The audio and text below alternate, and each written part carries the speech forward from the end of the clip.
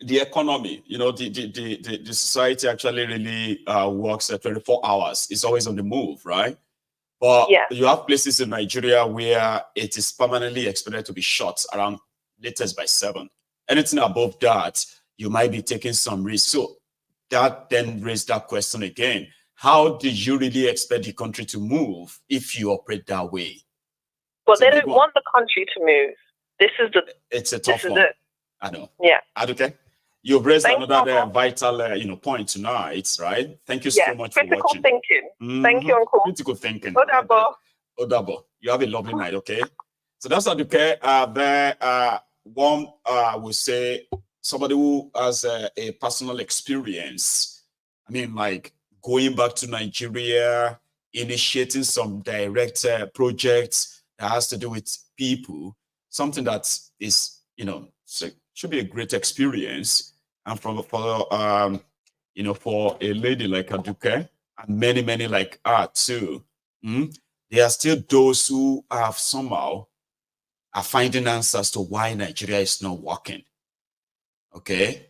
And to them, if you can see why it is not working, not just seeing who is making it not work, and you can possibly be able to profile a lasting workable solution.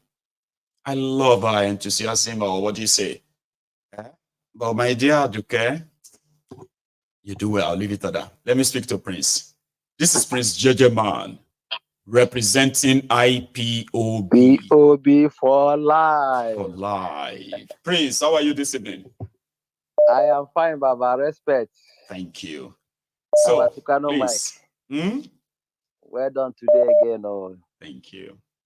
Happy new month to you and all the members of the House of Truth and Justice. Happy new month to you too, the Prince. Please. Yeah, Baba. I want to also tell all the members of the house that today, this month is our month, the month of the Biafra. Remembrance. Yes, you even send me a sticker for that. I'm going to put that up. Continue. Yeah. So this is the month of the Biafrans Heroes Remembrance Day. That's right. In fact, we also call it our Independent Month, and that is 30th May. And in Biafra land is going to be lockdown, total lockdown. For on that day, 30th May. Internationally, we are going to be having our rally throughout the whole world. So I want to the world to know it through on this platform. Thank you. Secondly, I'm coming out with a new banger titled Parasite. Yeah. The song that I'm going to launch. Yes, 2024. In fact, it's going to come out this month, and we are hoping to launch it on that 30th May. The Biafran Independent Day. That would be great. Now, tell me about the 30th of May's Remembrance Day, because I could actually come around. You know that? Oh, great. No, not great yet. I'm not promising yet. I said I could. Baba, if we see you, that would be great, honestly. I'm just saying that now anyway. So that's so good. But continue, though. If you tell us you are coming, we're going to plan towards it, honestly. No, I know you would. Yeah. Prince JJ Man, I would love to. That's the point, okay? And you just never can tell. If it's not all drop and all that, I would love to be there. Even if I have to just fly down, spend an hour or 2, 3, then come back here. Same day. I think I can still do that. But please continue. Yeah, we'll talk about that. Yeah, we will talk. The last time Prince wanted me to come to London, I still feel so bad about it, Prince, that you have to spend that much. There's something came up, I couldn't, or more. But hopefully I will make it this time. But please continue, so. As well. So, Baba, as I said, please, I want everyone on the Temple of Truth, my channel on YouTube, please subscribe for this coming song. It's about the unity of Nigeria. The title is called is a Parasite. That's the song that I'm going to release. It's gonna be a banger. So I'm there. There is on a Prince JJ Man YouTube account. All you have to do is just to click on his name on that YouTube. Click on his name. It will take you to his profile. Please subscribe too. Please. Thank you so much, Baba. Mm-hmm. Thank you. So Baba, based I'm gonna on go help you copy it and drop it in the comment. But you continue. You've got only about 2 minutes left anyway. Go on. Okay, Baba. Mm-hmm. So just a quick one. What I want us to know is this: talking and talking and talking without action is useless. Just as prayer and prayer and prayer, no matter how beautiful your prayer is, without action is useless. Okay? That's right. Why I want us to know this is because you see, I'm happy that I saw Showure coming up, and he was, there are people behind him with a placard. You know, that is action. This kind of thing that we want, no matter how small it is. Okay, so if we really, Obi has been talking and been talking. He told Nigerian youth to be calm. If he didn't tell them to be calm, I'm sure that Nigerian youth are ready to hit the street. They are, in fact, everybody has gotten to the pinnacle of the Wahala. Okay. Now he has been talking very good, talking very encouraging.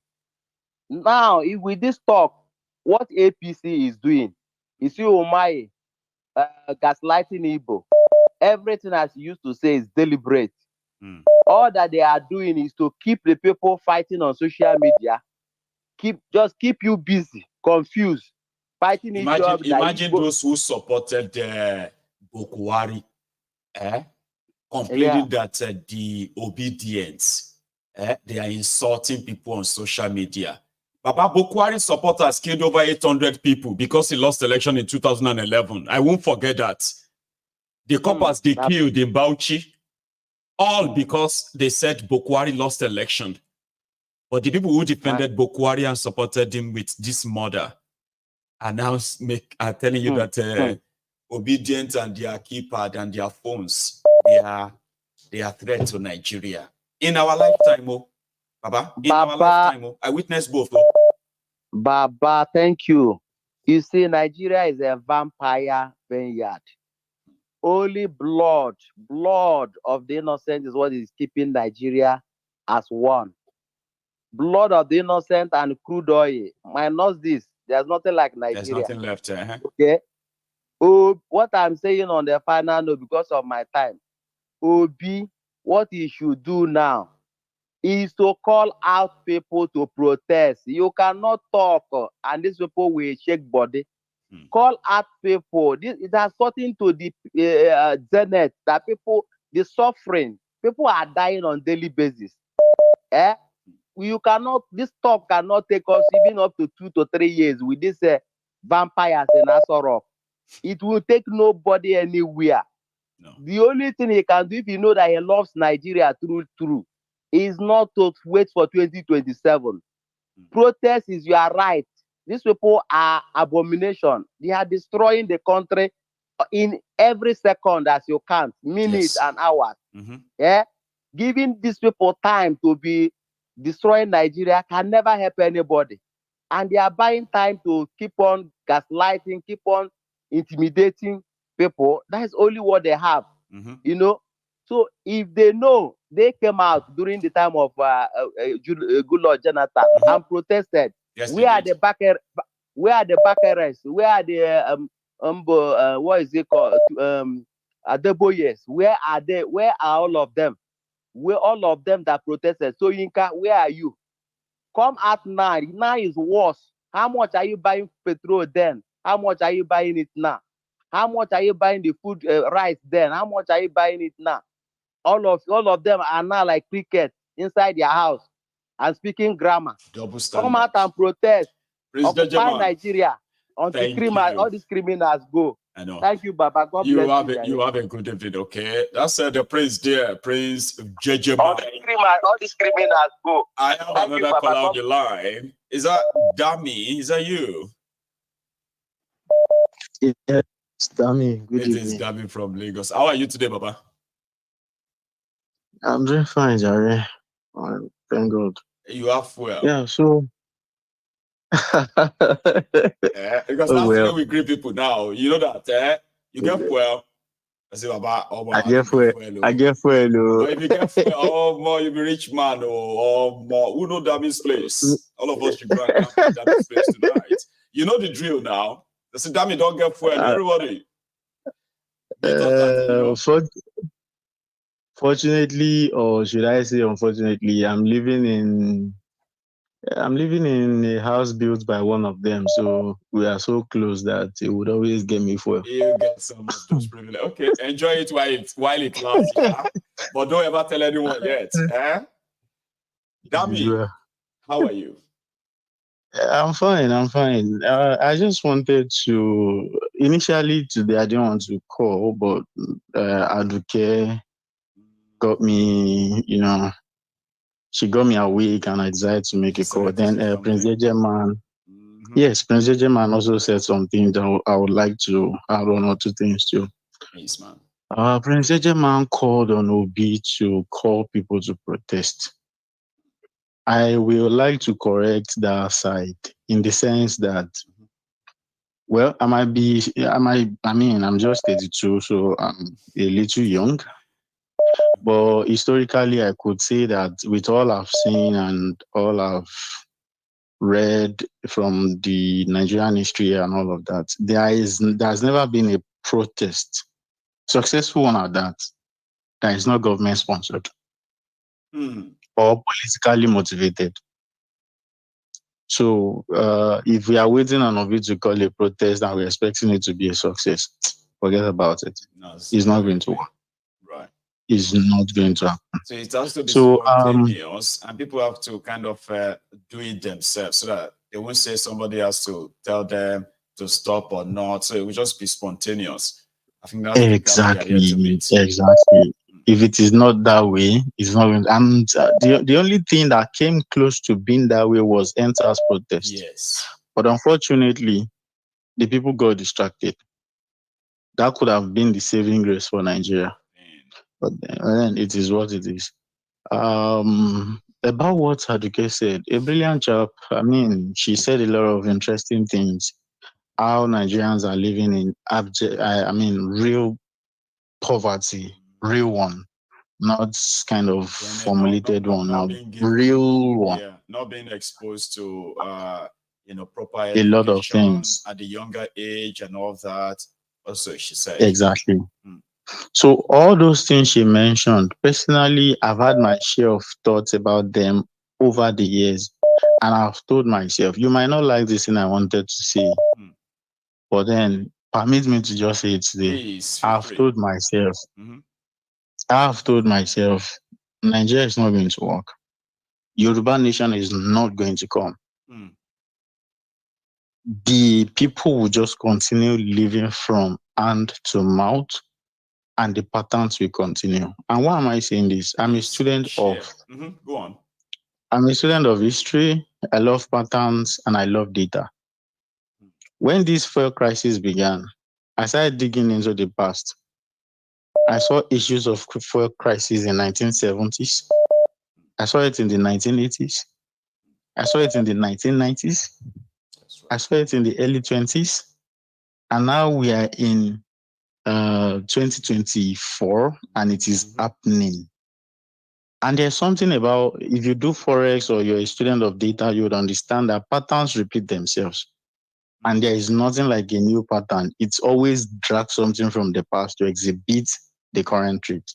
So if those things could be happening as far back as 1970s, which I know there are more, but I didn't dig further into history more than in the 1970s.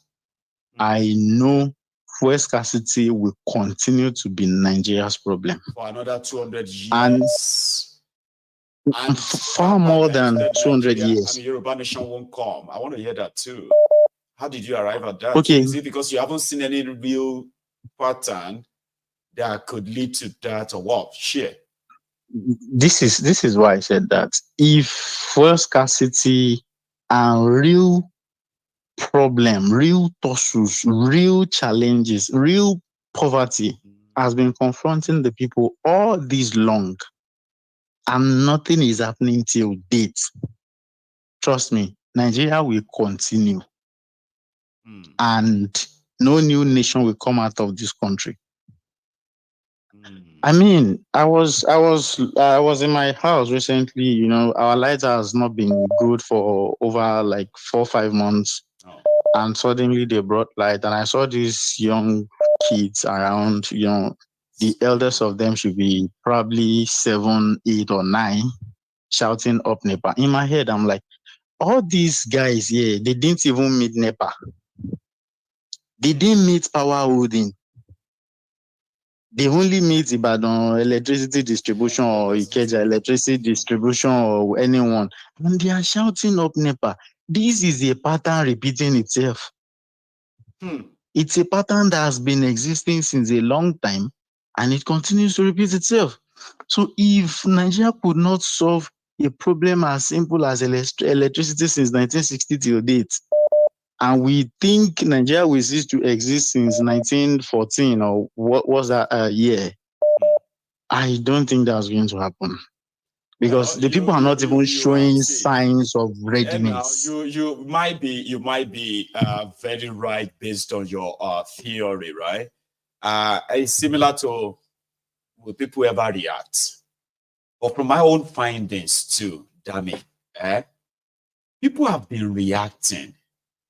It's just that the crafters of, or should I say, the gatekeepers of Nigeria, they have devised one very tool that keeps them, and that allows them to keep the people at bay, and that is the tribal, ethnic, religious, and sometimes class war rhetorics.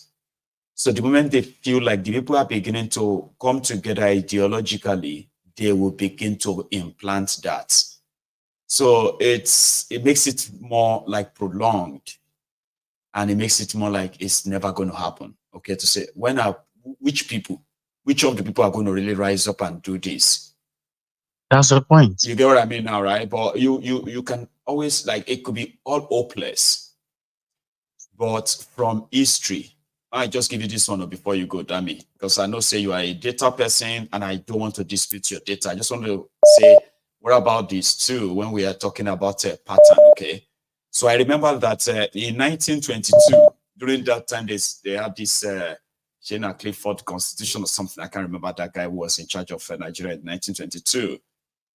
Then, right, they were offering the educated natives in Nigeria the idea that they could be part of the colonial government, but they would never have any political power or authority. Some people settled for that. And guess what? They were comfortable with that for like 20, 25 years before some supposed product of Western education. Because when the British were educating us and all that, it was like they are putting us on their own way, training us their way, right?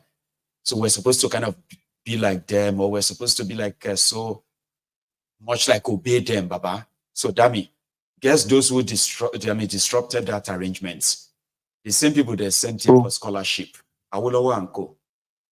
Okay, yes, I think I'm familiar with that now. You remember, right? Yes. Those who sent them here, running the place back then, they were comfortable with the arrangements. Like, they were making their pushes here and there, right? So when they said when Awolowo and his mate started the Igbophobia, nobody knew it was going to be a political party that was going to become the pioneer government in Western region. They didn't know. But why am I saying this to you is that in the case of where it seems like, hopeless based on what we are seeing now, there are some certain things that do happen in the course of human history. Because, history is made by man, not the other way. So I want to put that in your mind too, Dami, that yes, but please permit me. Yeah, sure. Permit me. Your story now about Awolowo and the lies that formed Igbophobia and came back to Nigeria, took independence and all of that. It is faulty in a way, and this is where it is faulty. Okay. At the end of the day, the same people destroyed Nigeria. Because let's be real, the Awolowo story has always been a one-sided story. Okay. How is a good man, how is this, how is that. Nobody told the tales of how he sold Nigeria to the north because he wanted to become president. And nobody told the story of how he died as an opposition leader. How he taught the northern people how to put 2-3 cubicles together and call it a local government. Nobody told these tales.